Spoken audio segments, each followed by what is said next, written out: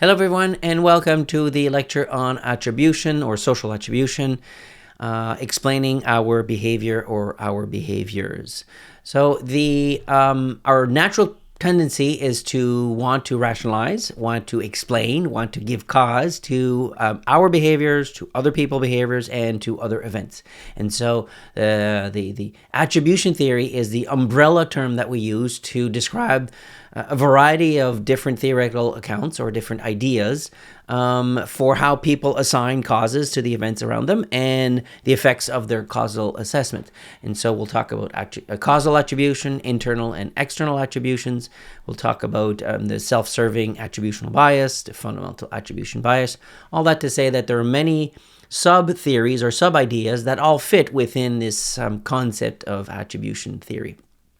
And so people's behaviors are sometimes ambiguous. Actually, most times our behaviors are ambiguous.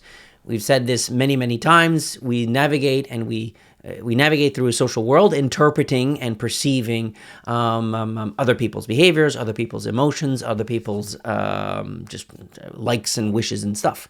And so all this is somewhat ambiguous information. We don't always sit around or walk around with very clear information on our face, or we don't use clear words sometimes to kind of describe how we feel or what we actually think.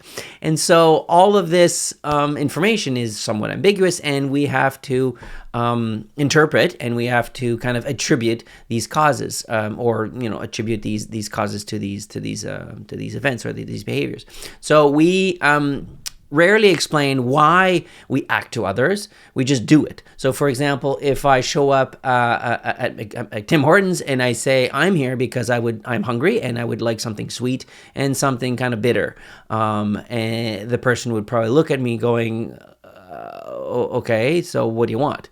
We don't show up explaining our behavior, we just do our behaviors. And so but on the other hand, social psychologists, or in general, people in general, are want to explain the behaviors, or always interested in explaining why people are doing this, or kind of interpret or assuming, why things are happening. So, we see these two people sitting there, and our natural tendency is to kind of say, well, this guy's interested in her, and she seems kind of spitting a little bit by her. She may be a little bit shy, and you can just imagine very quickly sort of a scenario. Why do we have to explain the behavior? Why can we say, well, he's wearing a checkered shirt, she's wearing a gray sweater, and she's sitting on her hands, and he's got his hands crossed. Like, why do we have to go into why they're doing or what's going on?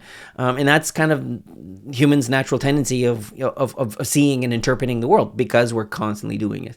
You see the other picture of two hands out. I mean, you very likely say, okay, this person is likely asking for money or something, or wants something. And so our natural tendency is to explain, or to want to explain behaviors, and this tendency of wanting to explain behaviors is quite consequential. It affects our emotions, it affects our self-concept, it affects the actions or the behaviors we have toward others. And so the fact that we're constantly trying to explain other people's behaviors, in turn, affects our behavior and how we think, feel, and behave around others. So the first kind of set of idea, or the first idea within the set of attributional theories, is what we call causal attribution. And so this is linking an event to a cause. Such as inferring that a personality trait is the cause or is the responsible factor for behavior. And so your friend is late, and so you'll say, well, your friend is late because he's lazy. So laziness causes lateness, and so we're using this causal kind of attribution where we say, well, because he's lazy, he's always late, or because he's lazy, he never shows up on time. And so this is one example of causal attribution. Now, one thing that we can remember with our methods class is that correlation is not causation. So it is possible that lazy people are oftentimes late, but it's not. Their lateness is not caused by the laziness. It's just maybe they lose track of time, or they just don't manage their time properly. So it's not that laziness causes lateness. It's just that they're correlated. Fair enough. And so that again is an example of how we suck at remembering things, or how we suck at remembering that correlation is not a causation. And so that's just again human nature, and we gotta have to practice, or we have to be better at doing this. So co-occurrence. So when two things co-occur frequently, or at least even one time, when they co-occur once, we quickly learn that these things are in a cause and effect kind of relationship. And so there's one big bang and then one event. We quickly learn that the bang is a signal for this event, and that causes us, or that leads us to believe in this cause and effect kind of relationship between the stimuli and the effect. So what are the downstream effects of these causal attributions? So we do it. It's very difficult for us to resist it. It's kind of quite automatic. And so what are the effects kind of down the road? Well, the type of attribution that we'll make will influence how we actually respond to the situation. So let's say your friend is 30 minutes late, and you have multiple ways of attributing their behavior, or coming up with a causal attribution for the behavior. You could say, while your friend doesn't prioritize your friendship as much as you do, so you showed up because you're looking forward to meeting your friend, you could think that your friend doesn't think that you would mind. So you think that, you could think that your friend thinks that your schedule is more flexible. Therefore, they can be late, whereas because they've got a very tight schedule and very important schedule, and, you're a student, you've got very flexible time. Or you could think that your friend was stuck in a meeting with a boss.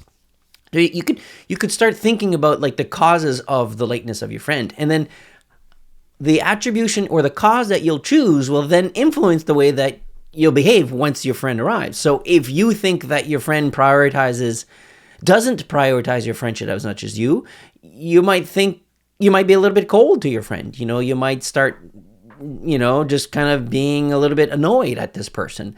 And that'll be very different than if you think that your friend was stuck in a meeting with her boss. As soon as your friend gets here, it's like, oh, I'm happy you made it, or whatever. You'll approach the relationship, not the relationship, you'll approach the interaction much more positively, because you knew, or you assumed that, it wasn't because of them, it was because of the situation. So you can see how the different causes that we make will then in turn kind of influence the way that we think, the way that we feel, and the way that we act in that very situation. So in attribution theory, there are two main kind of categories of causes. There's the internal, which are personal causes, and then there's the external, which are situational causes.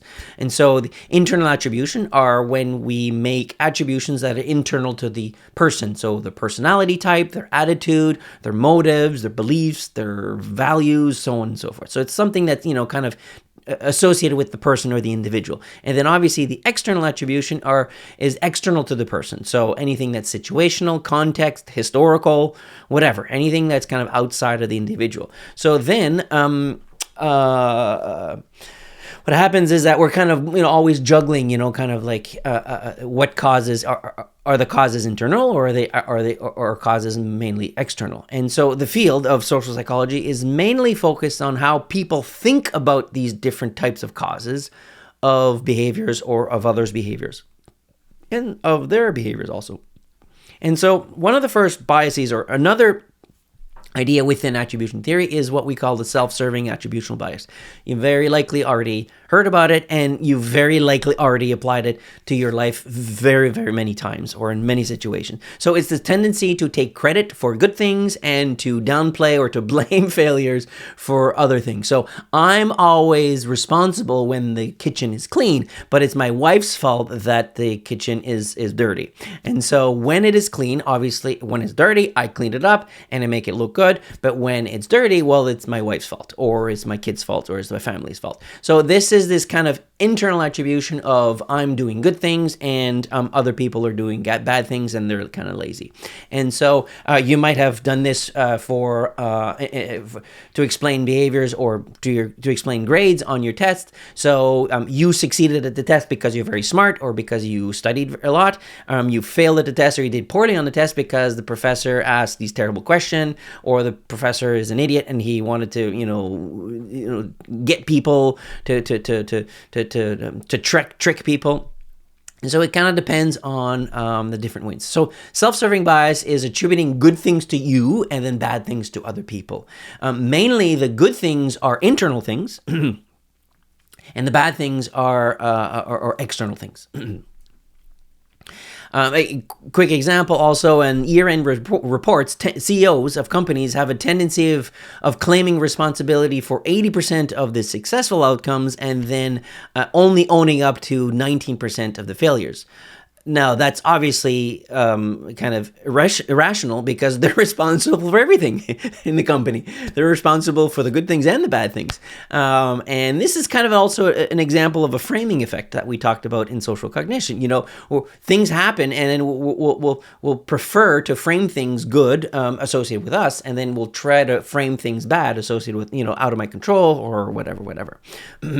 Fundamental attribution error is very likely something that you've already talked about or very likely saw in other classes. So the idea is that we underestimate the influence of situational factors and we overestimate the situation of internal factors. So here's a quick example. So these researchers asked participants to read a pro-Castro essay of people that wrote it, and they were told that half of them were told,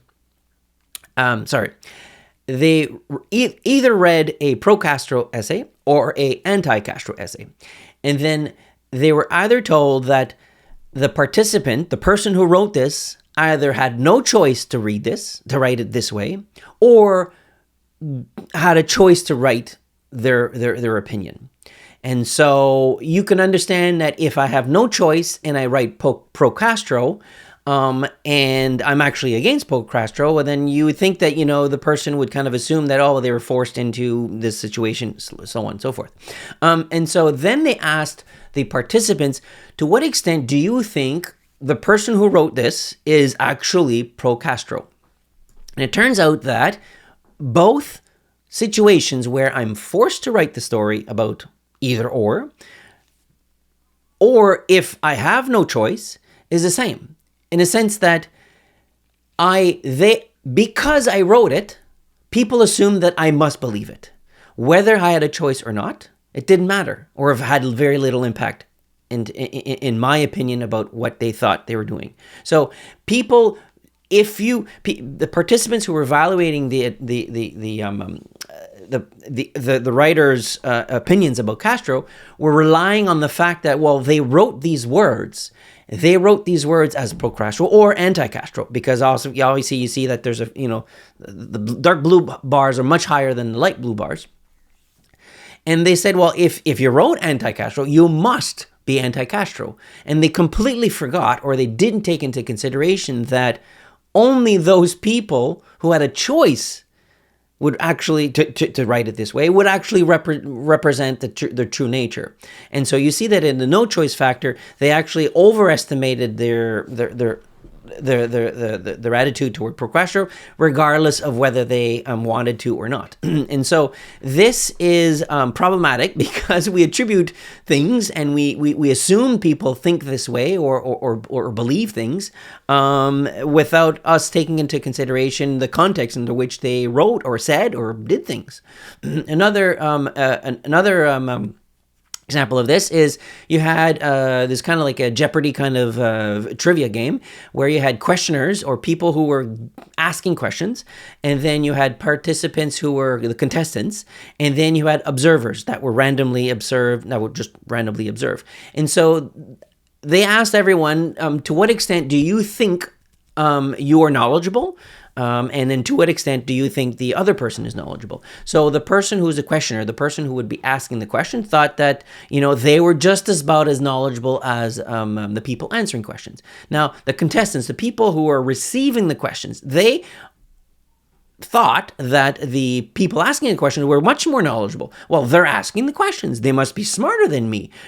They've got access to knowledge. They must have all of this information. And these are people that were randomly assigned to either being one or the other roles. And then finally, in the observer, there's either naive people just looking at the people behaving this way, and the observers perceived the person asking the question as being much more knowledgeable than the person that was randomly assigned to being a contestant. Now, this is very problematic because these observers were giving credit to other people. They're giving credit to the people giving to the questioners without them with no reason or rhyme or reason for having that prestige or that perceived additional knowledge. I mean, the participants were randomly assigned to each of the groups, and so this is giving credit where absolutely none is due. And this is one of the kind of, I guess red flags of or things to watch out for when we think of things happening in our society and where fundamental attribution error can actually kind of cause detrimental effects is in these types of scenarios where we give credit where none is due.